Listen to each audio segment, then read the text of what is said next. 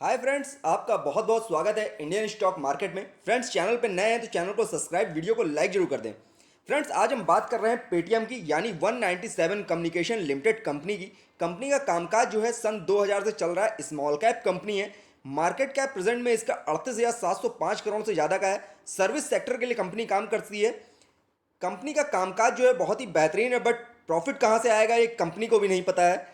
Company के बारे में आप तो जानते ही होंगे। अगर आप नए निवेशक हैं तब भी आप पेटीएम के बारे में जरूर जानते होंगे, और जो पुराने निवेशक हैं यानी 4 महीने पहले से जो ट्रेडिंग कर रहे हैं वो तो कंपनी के बारे में बहुत अच्छे से जानते होंगे। ऐसा मैं क्यों कह रहा हूँ, नवंबर 2021 में इसका आईपीओ आया था। 2150 रुपये इसका प्राइस बैंड रखा गया था। मार्केट में जब ये स्टॉक लिस्ट हुआ है 1955 रुपये पे लिस्ट हुआ है, यानी अपनी लिस्टिंग प्राइस से भी नीचे लिस्ट हुआ है। ये जो इनका आईपीओ प्राइस रखा गया था उससे भी नीचे प्राइस इसका लिस्ट हुआ, और करीब 9% से ज़्यादा की गिरावट देखी गई लिस्टिंग पॉइंट पे ही। उसके बाद जो कंपनी का अब तक का 52 वीक का लो बन चुका है वो 572 रुपये का बन चुका है, यानी ये स्टॉक कम से कम 70 से 80% टूट चुका है अपने आईपीओ प्राइस से। कंपनी का जो आईपीओ प्राइस है प्रेजेंट में 597 रुपये पे रन कर रहा है। स्टॉक प्राइस इसका जिस तरह से 596 रुपये 30 पैसे पे रन कर रहा है, आज करीब 38 रुपये से ज़्यादा की गिरावट देखी गई है। कंपनी के अंदर लगातार जो बुरी खबरें आ रही हैं उनका जो बनना है वो अभी तक बनता ही जा रहा है, यानी बुरी खबरों का दौर खत्म होने का नाम नहीं ले रहा है। जहां अभी कुछ दिन पहले आरबीआई ने इसके जो नए ग्राहक जोड़ने पर रोक लगा दी थी और आईटी ऑडिट कराने के आदेश दे दिए थे, उसके बाद इस स्टॉक में काफ़ी ज़्यादा गिरावट देखी गई थी। दूसरी, आज फिर एक न्यूज़ निकल के आई जिसमें मैकवेरी एनालिसिस द्वारा इसमें जो 450 रुपये के टारगेट्स दे दिए गए हैं, जिसकी वजह से स्टॉक प्राइस में और ज़्यादा गिरावट देखने को मिल रही है। जो आज गिरावट की सबसे बड़ी वजह रही है वो मैकबेरी सिक्योरिटी इंडिया का जो नया टारगेट प्राइस दिया गया है पेटीएम के लिए, जो जिसकी रेटिंग जो 700 रुपये तक थी उसको घटा के 450 रुपये कर दिया है। यानी अब ये टारगेट जो इन्होंने गिरा दिए हैं 450 रुपये कर दिए हैं। जो स्टॉक अभी आपको करीब 600 रुपये के आसपास रन करता हुआ दिख रहा था, पहली बार इसने 572 रुपये का लो बनाया था। प्रेजेंट में अभी करीब 596 रुपये के आसपास ये स्टॉक रन कर रहा है, बट जैसे टारगेट इसमें निगेटिव के दिए जा रहे हैं तो अभी इसमें गिरावट देखने को अभी आपको और ज़्यादा मिल सकती है।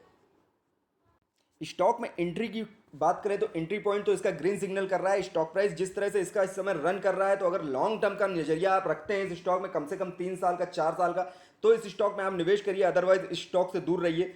नो रेड फ्लैग कंपनी में, हालांकि किसी तरह का कोई रेड फ्लैग तो नहीं है। कंपनी में किसी भी तरह का रेड फ्लैग ना होने की सबसे बड़ी वजह है कि ये कंपनी अभी प्रेजेंट में किसी भी तरह के एएसएम या जेएसएम लिस्ट में नहीं है, और ना ही इसको प्रमोटर्स की होल्डिंग को गिरवी रखा गया है, यानी कंपनी के ऊपर किसी तरह का कोई कर्जा नहीं है। बट कंपनी बहुत ज़्यादा घाटे में है। कंपनी जो लिस्टिंग के पहले लगातार घाटे में चलती चली आ रही थी, 2018 में करीब 1,500 करोड़ से ज़्यादा का घाटा था, 2019 में 4,000 करोड़ से ज़्यादा का घाटा था, वहीं 2020 की बात करें उस समय भी 2,500 करोड़ से ज़्यादा का घाटा था। कंपनी अब प्रॉफिट मेकिंग अभी भी नहीं हो रही है, और कंपनी प्रॉफिट कहाँ से कमाएगी ये कंपनी के लिए एक सबसे बड़ा सवाल है, क्योंकि कंपनी का जो कामकाज है बहुत ज़्यादा फैल चुका है और प्रॉफिट कहीं से भी नज़र नहीं आ रहा है, चाहे वो पेटीएम की ऐप के थ्रू हो या कंपनी जो बैंक चला रही है पेटीएम बैंक, वहाँ से हो, कहीं से भी रेवेन्यू आने की कोई संभावना अभी अच्छी नहीं बन रही है कि नेट प्रॉफिट कंपनी का जनरेट हो, क्योंकि क्वार्टर का जो कंपनी ने रिजल्ट पेश किया है वो भी निगेटिव में ही आया है। अभी कंपनी के क्वार्टर रिजल्ट की बात करें तो अभी कंपनी का जो आईपीओ आया है नवंबर में, यानी जो उसके पहले का क्वार्टर कंपनी ने पेश किया था वो तो निगेटिव में था ही, जो कंपनी ने अभी निगेटिव रिजल्ट पेश किया लिस्ट होने के बाद वो भी निगेटिव में ही आया और काफ़ी ज़्यादा निगेटिव में रहा है। सितंबर क्वार्टर का जो रिजल्ट आया था कंपनी का, रेवेन्यू जो था वो 1,051 करोड़ का था, नेट प्रॉफिट जो था 461 करोड़ का था, और अर्निंग पर शेयर माइनस में थी 8 रुपये पर शेयर अर्निंग इनकी माइनस में थी। दिसंबर क्वार्टर में जो कंपनी ने रिजल्ट पेश किया वो इससे भी बुरा रिजल्ट रहा है, यानी रेवेन्यू जो कंपनी का था वो 921 करोड़ का हो गया, नेट प्रॉफिट जो था वो बहुत ज़्यादा घट के 789 करोड़ का हो गया। अर्निंग पर शेयर में बहुत ज़्यादा गिरावट देखने को मिली, यानी 12 रुपये माइनस में आ गया है अर्निंग पर शेयर, जो दिखा रहा है कंपनी का कामकाज अभी भी बहुत अच्छे ट्रैक पे नहीं आ रहा है, और कंपनी लिस्टिंग के बाद से और ज़्यादा बुरे दौर में चलती चली जा रही है। और जिस तरह की खबरें मार्केट में निकल के आ रही हैं बुरी से बुरी इस स्टॉक के लिए, उसकी वजह से इसका स्टॉक प्राइस लगातार टूटता चला जा रहा है। और जिस हिसाब से इसका जो आईपीओ प्राइस 2150 रुपये रखा गया था, वहाँ से गिर के ये स्टॉक 596 रुपये के आसपास आ चुका है, यानी बहुत ज़्यादा स्टॉक टूट चुका है अब तक। कंपनी के रिटर्न को अगर एफडी से कंपेयर करेंगे तो एफडी से रिटर्न इसका बेकार ही निकल के आ रहा है, यानी जहां एफडी में आपको अच्छा खासा रिटर्न देखने को मिलता है उसकी जगह इसके स्टॉक प्राइस में रिटर्न ना के बराबर है, यानी अभी तक जितना भी रिटर्न दिया है माइनस में ही दिया है, क्योंकि स्टॉक प्राइस बहुत ज़्यादा नीचे ओवरऑल आ चुका है। जिसने इसमें छोटे निवेश इंट्राडे करा है या जो भी लॉन्ग टर्म के लिए रुका है अब तक आईपीओ प्राइस से, उन सबको नुकसान हुआ है और बहुत ज़्यादा लेवल पे नुकसान हुआ है। क्योंकि कंपनी में शेयर होल्डर्स की संख्या जो है 10 लाख से ज़्यादा है। बहुत सारे निवेशकों को ये आईपीओ अलॉट हुआ था और वो तब से इसमें फंसा हुआ महसूस कर रहे हैं और उनकी जो मनी इसमें पैसे लगे हुए थे वो आधे से गिरते आधे आधे से भी आधे होते जा रहे हैं और वो बहुत बुरा हुआ फंसा हुआ महसूस कर रहे हैं। इस समय इसमें एवरेज करने का भी कोई फ़ायदा नहीं है, क्योंकि स्टॉक प्राइस अभी और कितना नीचे जाएगा अभी ठीक से कहा नहीं जा सकता है, क्योंकि कंपनी की जो परफॉर्मेंस है लगातार ख़राब होती जा रही है और ये स्टॉक और ज़्यादा नीचे के लेवल पे आपको देखने को मिल सकता है।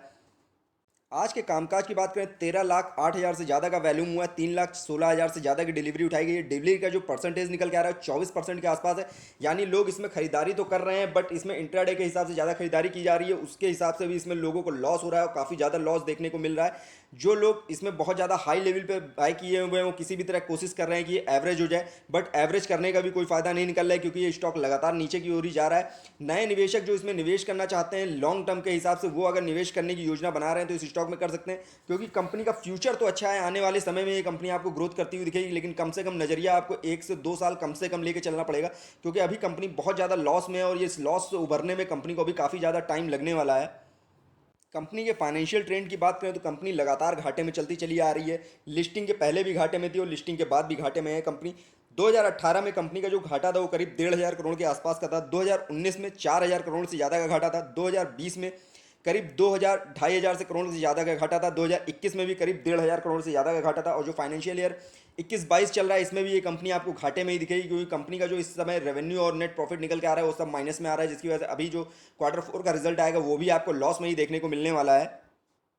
होल्डिंग्स की बात करें, प्रमोटर्स के पास इस समय किसी तरह की होल्डिंग नहीं है, लेकिन एक अच्छी चीज़ है कि होल्डिंग किसी भी तरह की गिरवी नहीं रखी है, मार्केट से कोई कर्जा नहीं है इस समय कंपनी के ऊपर। एफआईज की बात करें, करीब 9% से ज़्यादा का निवेश एफआईज का है। डीआईज के पास 1% से ज़्यादा की होल्डिंग है। म्यूचुअल फंड्स के पास 1% से ज़्यादा की होल्डिंग है। अदर्स के पास 89% से ज़्यादा की होल्डिंग है, यानी ज़्यादातर पैसा इसमें रिटेल इन्वेस्टर्स का लगा हुआ है। एफआईज डीआई से म्यूचुअल फंड्स का बहुत थोड़ा ही निवेश है और ये दिसंबर क्वार्टर का पैटर्न है। अभी जो लास्ट क्वार्टर का पैटर्न आना है उसमें ये होल्डिंग्स आपको और ज़्यादा कम होती हुई दिख सकती है, क्योंकि ज़्यादातर एफआईज ने पैसा निकाला है इस समय मार्केट से और इस स्टॉक से भी पैसा निकाला ही होगा, क्योंकि ये स्टॉक बहुत ज़्यादा टूट रहा है और अभी कितना टूटेगा अभी ये ठीक से कहा नहीं जा सकता है, क्योंकि कंपनी की परफॉर्मेंस लगातार खराब होती जा रही है। जिस हिसाब से इसमें नए नए टारगेट्स निकल के आ रहे हैं गिरावट के। दूसरी बड़ी चीज़ आरबीआई की जिस तरह से बैन लग रही है उसकी वजह से भी इसमें काफ़ी ज़्यादा गिरावट देखने को मिल रही है और ये स्टॉक अब तक करीब 71% से ज़्यादा टूट चुका है, जिसकी वजह से इसमें खरीदारी का तो मौका बन रहा है बट लॉन्ग टर्म के लिहाज से इसमें खरीदारी करने में फ़ायदा है। शॉर्ट टर्म के नज़रिए में स्टॉक आपको लॉस ही देगा, तो नज़रिया अपना लॉन्ग टर्म का रखिए अगर नया निवेश इसमें आप करने की योजना बना रहे हैं। पीवेट लेवल की बात करें, स्टार्टिंग के फर्स्ट टारगेट्स क्या है इसका, तो पहला टारगेट 664 का है, दूसरा टारगेट 694 का है, तीसरा टारगेट 741 का है। अभी हाल फिलहाल में तीनों ही टारगेट्स ब्रेक होते हुए नहीं दिख रहे हैं। कंपनी का स्टॉक जिस तरह से अभी गिर रहा है इसमें और ज़्यादा गिरावट देखने को मिलेगी आपको, और जिस तरह से नया टारगेट 450 का दे दिया गया है तो ये स्टॉक कम से कम आपको 500 के लेवल तक भी देखने को मिल सकता है। सपोर्टिंग टारगेट जो है इसके, पहला टारगेट 587 का है, हालांकि स्टॉक 596 के आसपास रन कर रहा है, तो ये दूसरा टारगेट भी आपको, पहला टारगेट भी ब्रेक होता हुआ दिख सकता है। दूसरा सपोर्ट 541 का है, तीसरा सपोर्ट 511 का है। ये तीनों ही लेवल आपको भविष्य में ब्रेक होते हुए दिख सकते हैं, क्योंकि नया टारगेट इसमें दिया जा रहा है 450 का, तो आने की संभावनाएं बहुत ज़्यादा है कि ये स्टॉक आपको ज़्यादा नीचे के लेवल पर देखने को मिलेगा।